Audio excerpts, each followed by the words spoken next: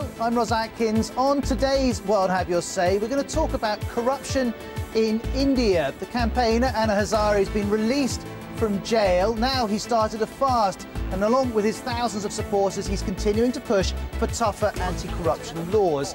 Now, the Indian Prime Minister says he's undermining the democratic process. I wonder if you agree with that. There's also passionate discussion about whether corruption is really holding back India's economic growth. If you are Indian or you do business with India, we're live and you're very welcome to take part. Please do call, or you can tweet us using the hashtag WHYS. And a little later in the programme, we're going to discuss if President Assad should stand down in Syria. Some of you have got in touch to say you agree with Russia's position that if you're interested in reform in Syria, he should stay in power.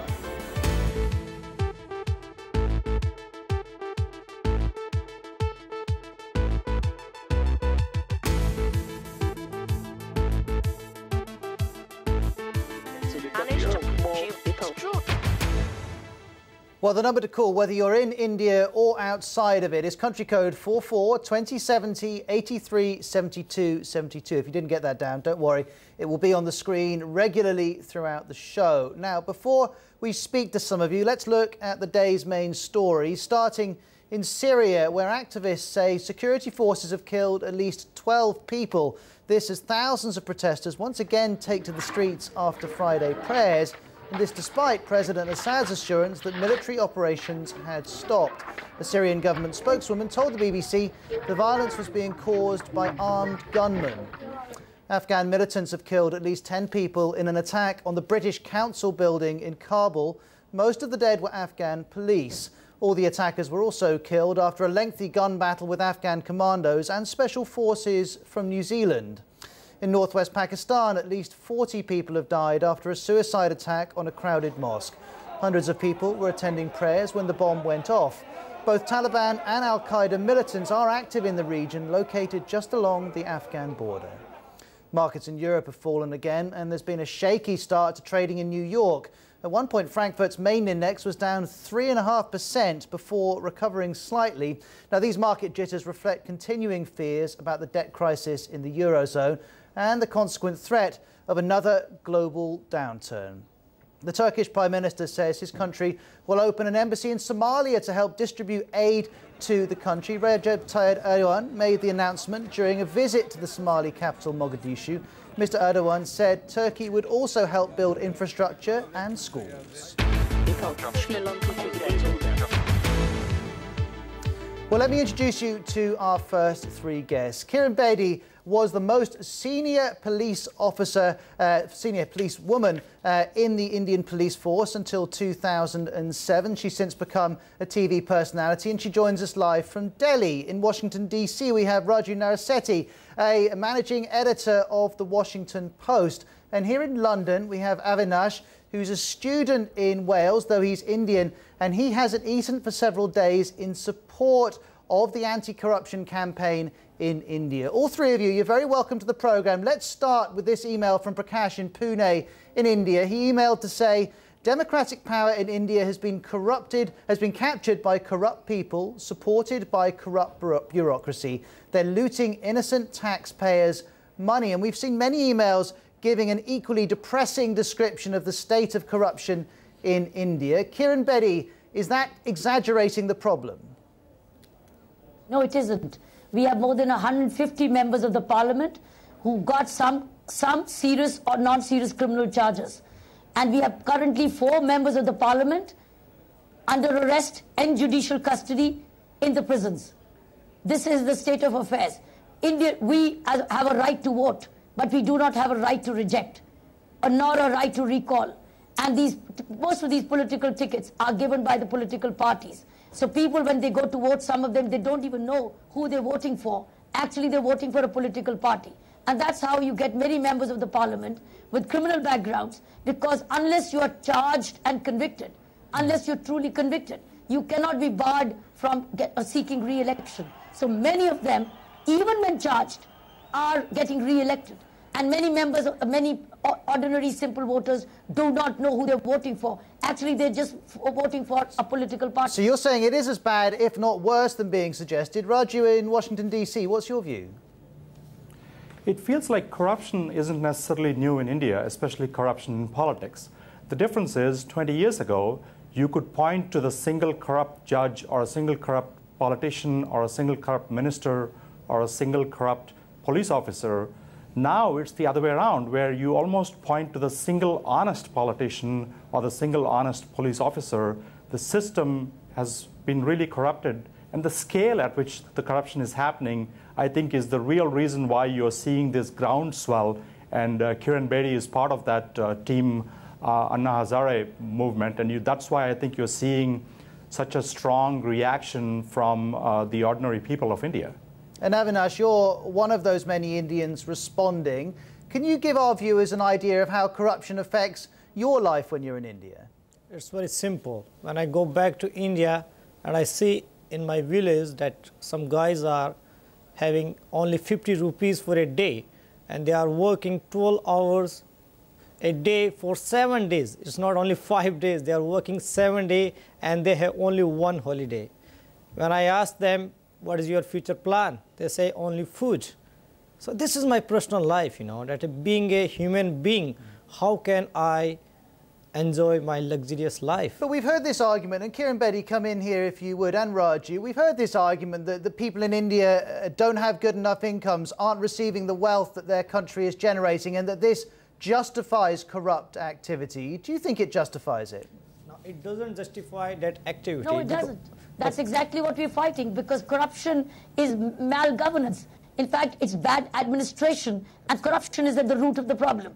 The rich are getting richer because they can pay a bribe, and the contracts they get, they make more money out of it. So it's rich are getting richer, but that money remains with them. It's either it's tax evaded or it goes overseas. Very little gets reinvested. Well, there are a few, and there are many honest too, but bulk of the money goes back to them. So it's richer getting richer, while the poor are getting poorer because they have to pay extortionist bribe. But correct me if I'm wrong, Raju, it's not just the rich paying bribes. The impression I'm getting from Indians contacting the BBC is that bribes are paid from top to bottom in society. You almost have to kind of have a normal functioning life. I mean, anybody who has visited India and Delhi knows that, let's take the example of driving. The lines on the streets are kind of more meant for like guidance as opposed to anybody following those traffic lanes. And it's very similar in the Indian psyche. It feels a little bit like the willingness to take shortcuts and get ahead in a line or get ahead in a queue has become norm, and then the idea of like paying somebody who's not necessarily compensated well enough to be happy with their salary, let it be a police officer. And again, Kiran knows this very well. I think that's become part of the culture. The real reason you're seeing, I think, this groundswell is because the scale at which this is happening. Take the example of telephones in India. 20 years ago, you had to pay a bribe to get a telephone. Then the free market meant that mobile phones were allowed in a big way. And by 2005, anybody who wanted a mobile phone could get a phone. But guess what happened in 2010? The biggest corruption scandal emerged over what was called the granting of 2G licenses. The reason that happened was because the government put in a process that was opaque and allowed a minister and his carefully chosen bureaucrats to completely decide who would get the licenses. So it's the government that's actively kind of distorting the system and thus encouraging corruption. And I think that's what is really turning the tide right now, with the middle class saying, we really don't understand why this has to be so endemic. Why do we have to pay to get anything done? And those of you watching, if you'd like to join Kiran, Raju and Avinash's conversation, remember, we're interested to hear from those of you in India about how corruption affects your life, but also from the rest of you elsewhere in the world. Do you work with Indians or with Indian businesses? Do you visit India? And do you find it any different to any other country when it comes to corruption? You're very welcome to call us. We'll call you back. It's country code 44 2070 83 72 72. I can see we've messages coming in from Norway, India, Nigeria, Vietnam, Somalia, England, Gambia and Malaysia. Let's first of all, though, bring in Zoeb, who's on the speaking to us over the internet, actually, from India. Zoeb, tell us where you are and whether you pay bribes. Zoeb, can you hear us? I'm in Pune, and I'm about 3 hours. Hello. Do carry on. There's a little delay, but please carry on. Hearing you. I can't hear you. Can you hear me now, Zoeb? I'm just wondering if you ever paid bribes. I can hear you fine. I can't hear him again. We'll try and clear that up. Well, I can ask all of our other guests the same question. Avinash, you've lived in India for most of your life. Have you paid a bribe? No, I never paid any bribe, and I will never pay, but my father has paid the bribe. And the incident is very interesting, that he is not a corrupt guy, but he is the victim of the corruption. When he started his agriculture farm, he applied for the electricity connection. And if he didn't pay the bribe was around like 5,000 rupees in 1983. It was a big money at that time. So the thing is that either you pay the bribe or wait for 10 years. Animal Talkies was the victim. Animal Talkies has tweeted us picking up on the same issue, saying bribe taking is just a way of life in India. Even the principal of my Anglo-Indian school insisted on a donation to readmit me. Kiran Bedi, you worked in the Indian police force for many years. Did you ever pay a bribe or receive a bribe? Oh, I neither paid a bribe nor received a bribe. And because of that, I was marginalized, because I could not be a part of that system, and I was an obstruction in that line of collusion or conspiracies. So I had to be sidelined. Thank you for responding. Let's try and speak to Zoeb in Pune again. Zoeb, if you can hear us, tell us if you pay bribes, whether you believe it's part of India's way of life. I think it's definitely a part of India's life. I do pay bribes, but I also agree with Avinash. It is kind of, you get victimized. If you don't pay the bribe, you get obstacles, the procedures get longer, and so on and so forth. So, yeah, it is a part and parcel of living in India. And when did you last pay a bribe, Zoeb? The day I spoke to you on Thursday, I think, Wednesday. Go on, tell us more about it. Tell us about who you paid and how much you paid and how it came about. Well, it was a very minor issue. I had forgotten to wear my seatbelt, and I was driving the car, and I was stopped over, and the policeman said to me that why has this happened, and it was a small conversation basically, and I went on to tell him that I was just on my way to the gym. And he told me that you would have to pay, so much, and it's a big crime, and this and that. So I said, let's just cut the deal short. And he was asking me for about 800 rupees, which is the government requirement, or so he claimed. And instead, I gave him about 100 odd rupees, and I was on my way back to where I was going. And what I want to ask everyone watching you, Zoeb, including our guests, is whether they think you've done anything wrong. If you want to call us up, country code 44 2070 83 72 72. I can see more calls coming in from the UAE, Saudi Arabia, Cameroon, Thailand and Pakistan. Do you think Zoeb did anything wrong in giving that policeman some money, helping boost his salary and resolving something very quickly? We'll take a quick break and we'll get your responses.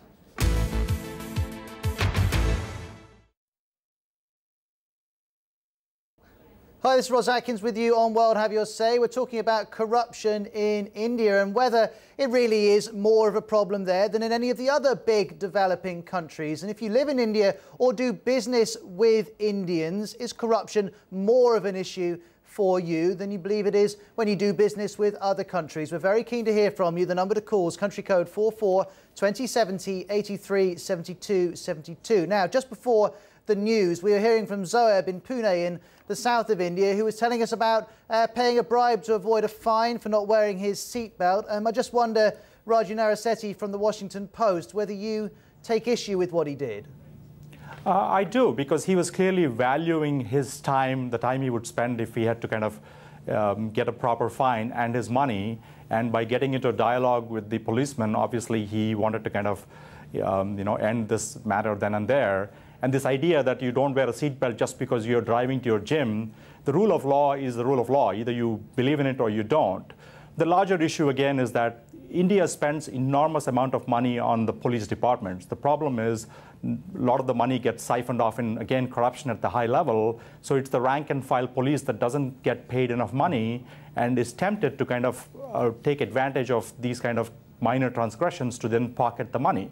There's also a system, especially during election years, where ordinary policemen have a quota system where they are supposed to collect a lot of money and then gets funneled up and ends up with political parties that are running elections. So the system is skewed against this person saying, here's a traffic ticket, you just pay the government 800 and don't, take the bribe. But it's interesting, Raji, you're saying the system's broken, but actually the individual's action in Zoeb's case isn't justifiable. Zoeb, you're listening to Raji. What's your response? I agree with him. I was valuing my time. I did not respect the law. And it has been made mandatory in India in the last, I think, 2 odd years. I could be wrong, but seatbelt was not mandatory all this while. Likewise for helmets, because I ride and I drive. So all these things have just started coming into the system. So I'm not really habitual to be doing this. So thank you very much indeed for speaking to us over the internet. Let's pull up a message that's come in on our Facebook page from Kabilswar in New Jersey, who says, every nation has to go through a corrupt stage as every person goes through adolescence. I'm sure India will become a responsible role model for nations growing up. I just wonder, Kiran Bedi, live with us from Delhi, whether you agree with that rather than wringing your hands, you should accept that India's just going through a process and it's a necessary process. No, we waited too long. 62 years since independence, government of India did not bring an independent ombudsman. And see, where Indian democracy is changing is when we got the right to information. Very powerful media, right to information, and a very independent judiciary, and a very active civil society. All the 4 things have come simultaneously together last few years. And now it's no looking back, because we've seen a whole year of scams last year. And as I told you, members of parliament, so therefore no more. We have lost patience. We've run out of patience. It's now or never for the civil society.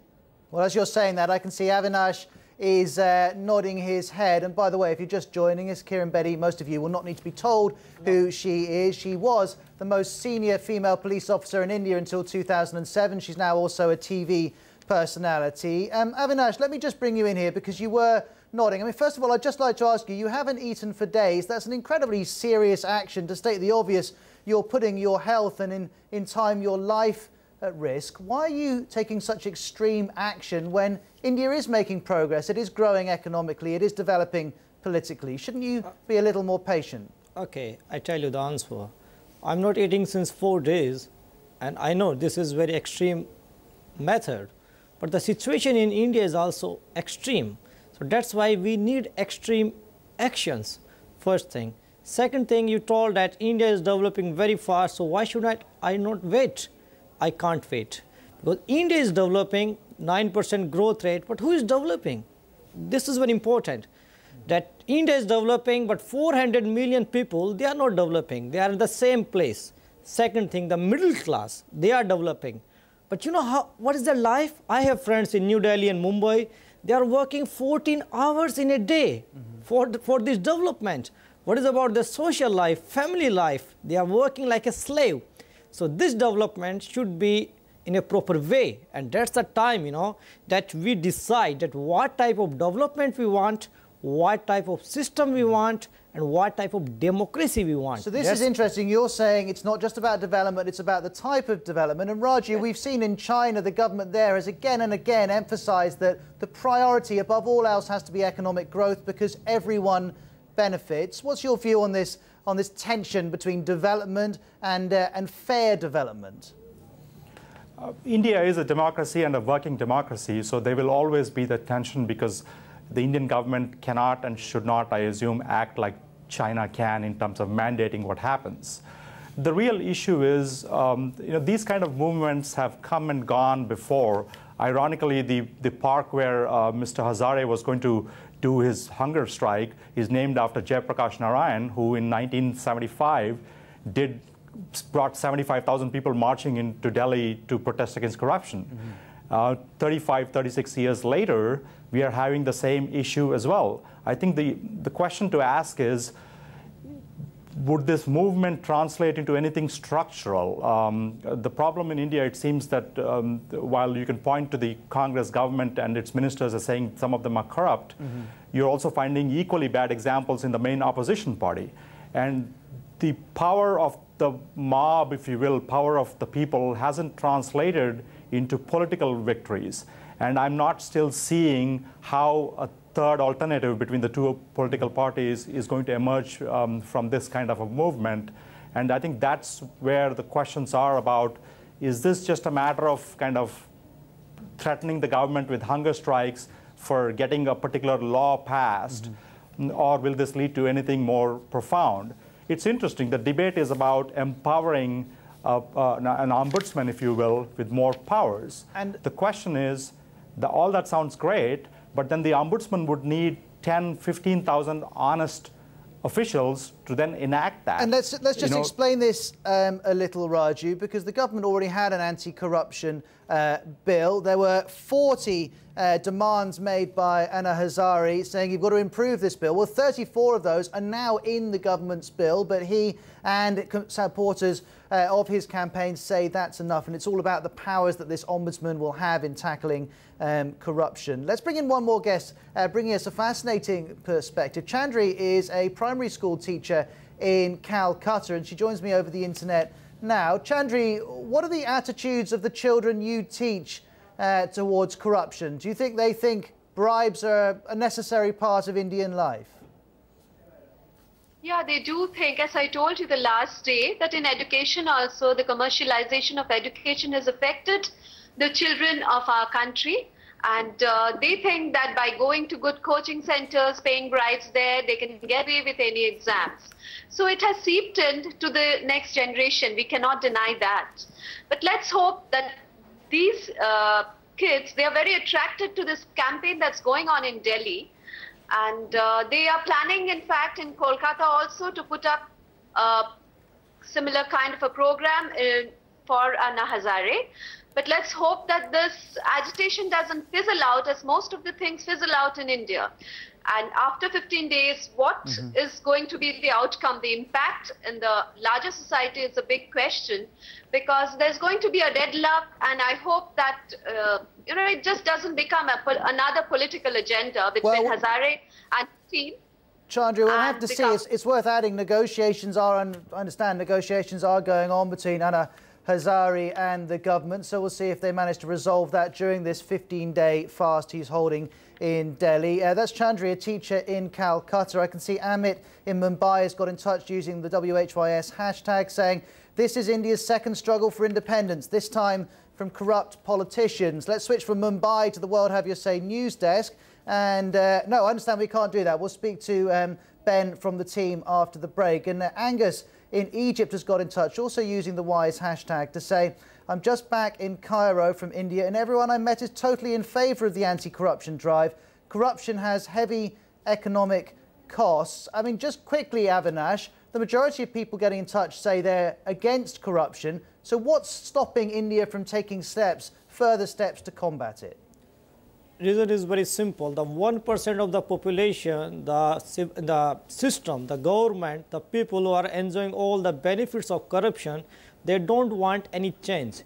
They don't want to be accountable, transparent, and answerable to the normal people, the common people of the society. So the question is, for those of you in India, do you have faith in your politicians to deliver the change to their own political ways? Do call us on country code 44 2070 83 72 72. Thanks to all of you who have taken part in the first 30 minutes of World Have Your Say. We've got 30 more coming your way.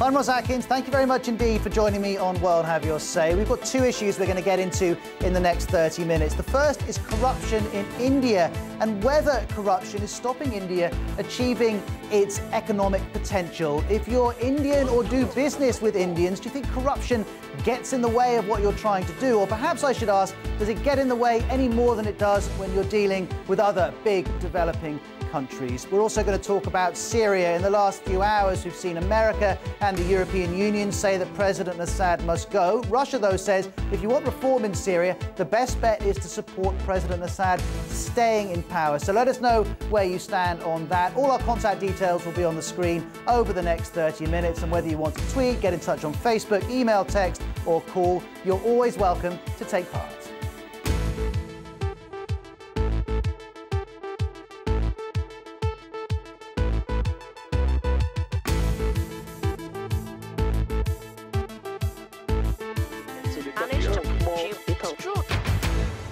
So the hashtag we're using is WHYS, or you can call us, country code 44 2070 83 72 72. Before I speak to some of you, though, we're going to get a summary of the main news, starting in Syria, where activists say security forces have killed at least 12 people as thousands of protesters once again take to the streets after Friday prayers.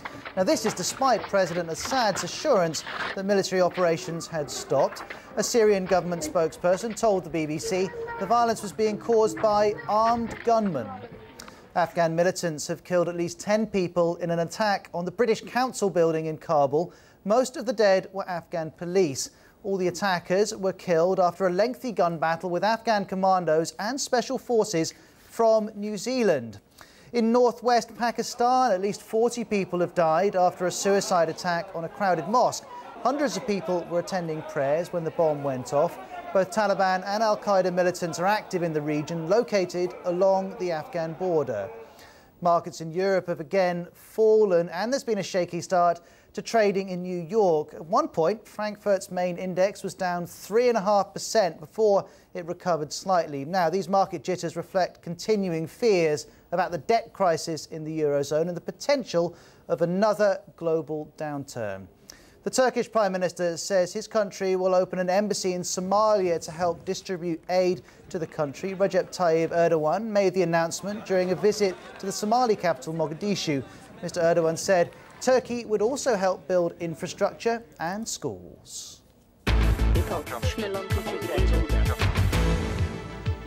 Thank you very much indeed for joining me, whether you're watching in India or outside. In a few minutes' time, I'll be saying whether you're watching in Syria or outside. You're very, very welcome to get involved in our two subjects today. All the contact details will be going along the screen. In a moment, we'll speak to Raju. He's live with us from Washington, D.C., a senior journalist at The Washington Post. We also have Sanjay in Mumbai, a columnist, also an advisor to the ruling Congress Party in India, and we'll be speaking to a student in Delhi. But before we bring all three of those in, let's speak to Shabari, who's called us. Thank you very much indeed for watching, Shabari. I understand you're an Indian in Geneva. What did you want to say?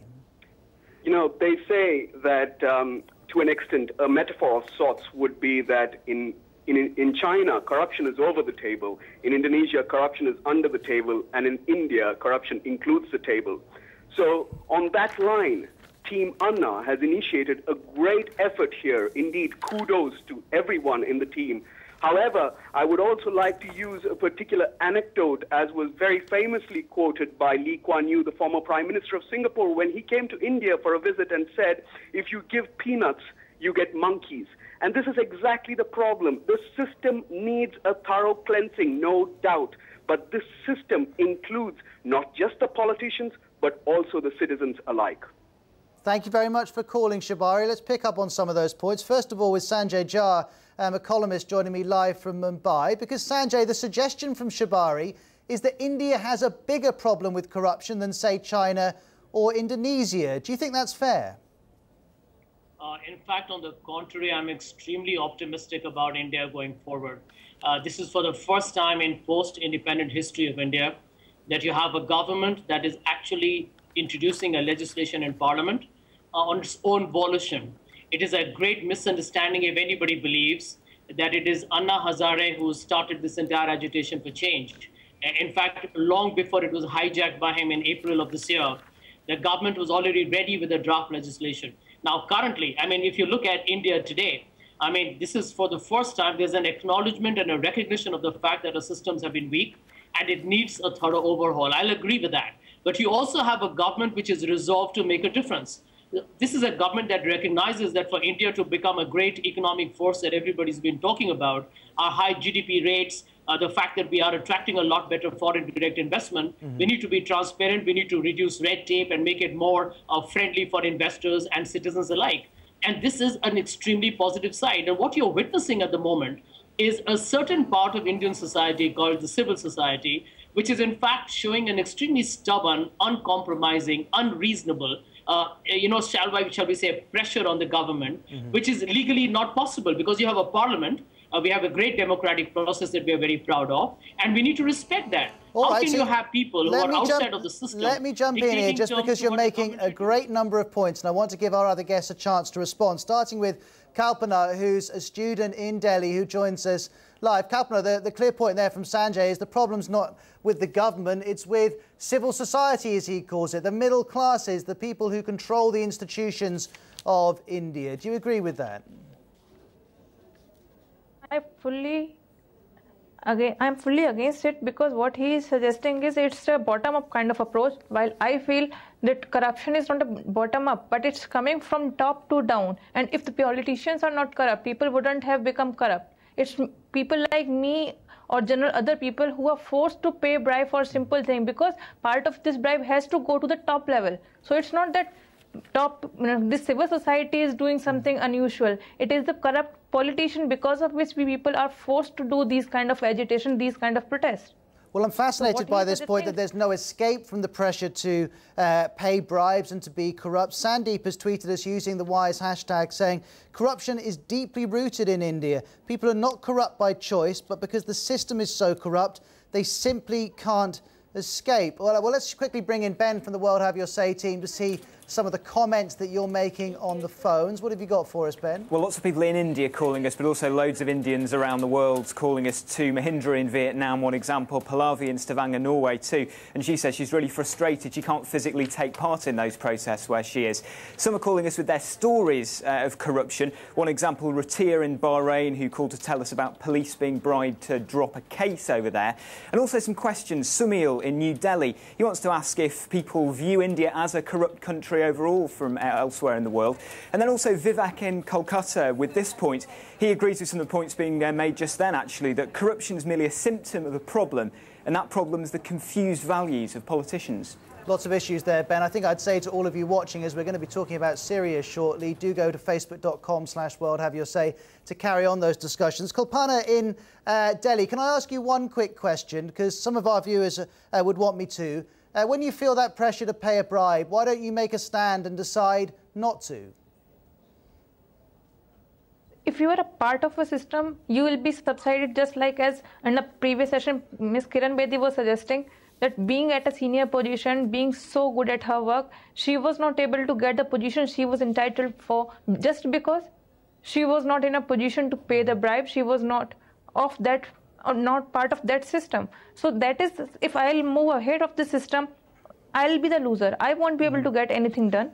So that is the problem with me. So thank you for responding to that. I can tell you one example. Raju, you're listening in Washington, D.C. We're getting lots of calls from Indians saying we can't escape this system. Just briefly, what would you say to them? Well, for the last many years, we've had this dichotomy of the most honest prime minister in India's history, Manmohan Singh, probably leading the most corrupt cabinet in India's history. So it's one thing to say that the government is willingly introducing this bill, but the government has had tools like the Central Bureau of Investigation, an election commission, a chief vigilance officer. They could give them more powers, make them more independent to actually act on this. It does feel like the government is actually introducing yet another layer of bureaucracy in this ombudsman to kind of get away from the real issues that they have. Indian mass movements have a little bit of a flash mob mentality to them, and I think the government realizes that. I don't mean to be cynical, but if the Indian cricket team was doing very well, I'd be very curious to see how many of these young Indians would be focused on these 24-hour channels that are talking about Anna Hazare versus spending time on cricket. If I could slip in a small dig, Raji, there's absolutely no chance of them doing well at the moment, judging by how the fourth test is going. Thank you very much. Thank you very much indeed. Naju Narasetti, live with us from Washington, D.C. Thanks to Sanjay Jha, advisor to the Congress Party in Mumbai, and also to Kalpana in Delhi. We appreciate all of your time. Vaglo G has used the hashtag WHYS to say, corruption's become such an integral part of our daily lives, we took it for granted. People are now waking up. Well, we're going to turn our attention to Syria now, but if you want to carry on talking about this, do go onto Twitter and onto Facebook.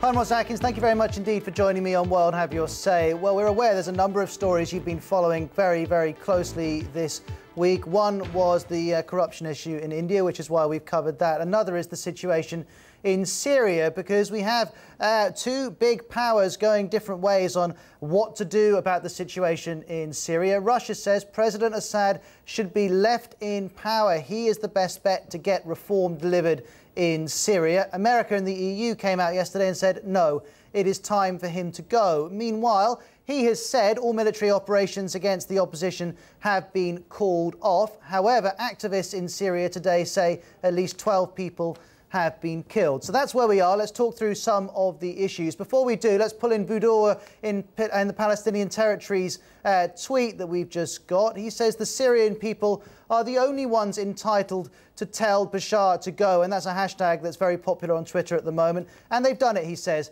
It's not Obama's business. And great stone-faced tweets from Vancouver to say, so Russia says it disagrees with calls for Syria's Assad to resign because he should be given more time. Time to do what exactly? OK, a couple of issues there. Let's talk through them. First of all, with Anissa Halou, who's half Syrian, half Lebanese and lives in London. She's a blogger, normally on food, but she is taking a keen interest in the situation in Syria too. Anissa, first things first, is it America's business to tell the president of Syria to go?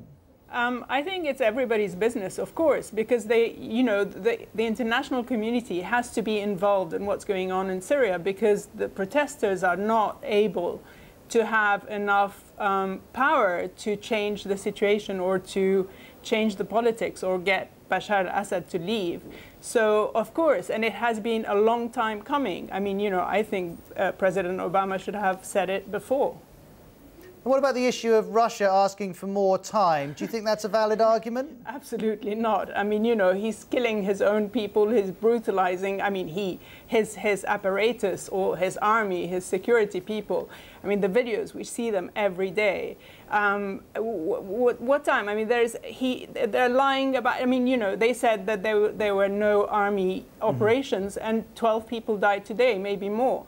Of course, he has to go and the regime has to change. And it is worth reiterating that, as we often do on a Friday, we have dual narratives coming out of Syria, the opposition saying one thing, the government saying the other, and the BBC, because it's very restricted in the reporting it can do in Syria, not being in a position to confirm one or the other. OK, let's bring in Ziad, who's a lawyer living in Michigan in the States, but he's Lebanese and has family in Syria. Ziad, welcome to World Have Your Say. First of all, we're talking about President Obama's intervention. Do you think it's appropriate for him to tell his counterpart in Syria to stand down?